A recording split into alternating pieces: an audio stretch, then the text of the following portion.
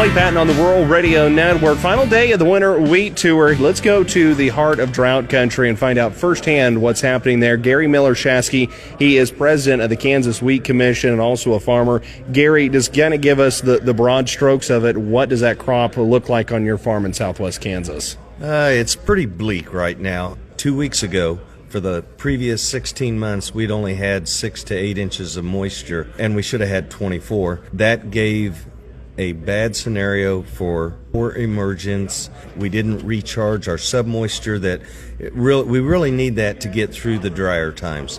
With that being said, we planted close to 4,000 acres of wheat. It's all been zeroed out except 400 acres. I actually was talking to an insurance agent in my local town, and he had stated that they had insured 45,000 acres of wheat, and as of now, 60% has been zeroed out, and as soon as the rest of the claims get processed, they're thinking they're going to be closer to 80% of the wheat zeroed out. 80% of the wheat zeroed out. That is a tremendous, just the impact that makes for farmers. We've gotten some different accounts there. Get your thoughts on it as well.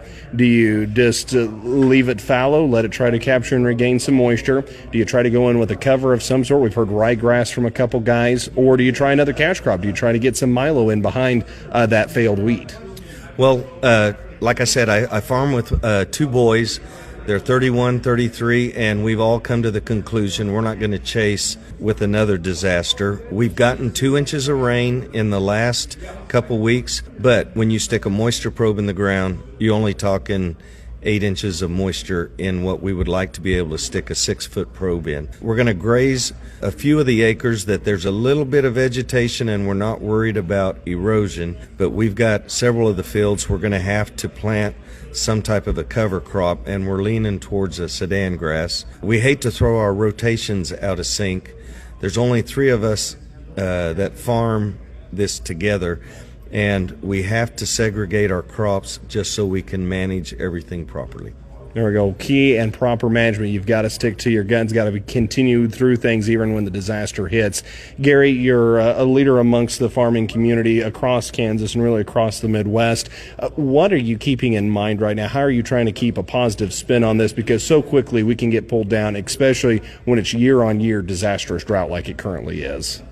I guess I have to give my optimistic attitude. When I watch the weatherman, they say it's going to rain in 5 days, so I think there's a chance. And then when it comes close, it quits. But the climatologists are saying we are supposedly right on the edge of getting out of a La Nina into an El Nino, and that will get us back, hopefully, to average weather. That's my goal. And you've got 2 boys on the farm, but you've seen hard times before. Hard times come and hard times go. That is true, and we always joke, hard times make you harder. Hopefully we'll be better prepared for the future. That's Gary Millershaski, president of the Kansas Wheat Commission. Gary, before I let you go, final closing thoughts, important information overlooked. A lot of people, they get mad if we don't count a zeroed out field, but this tour is actually trying to estimate the fields that are going to go to harvest, and then the fields that are being zeroed out, they're going to be listed under the abandonment, and so we're doing the best we can to give you the best information there is. Gary Millershaski, president of the Kansas Wheat Commission, and this is a Winter Wheat Tour report on the Rural Radio Network.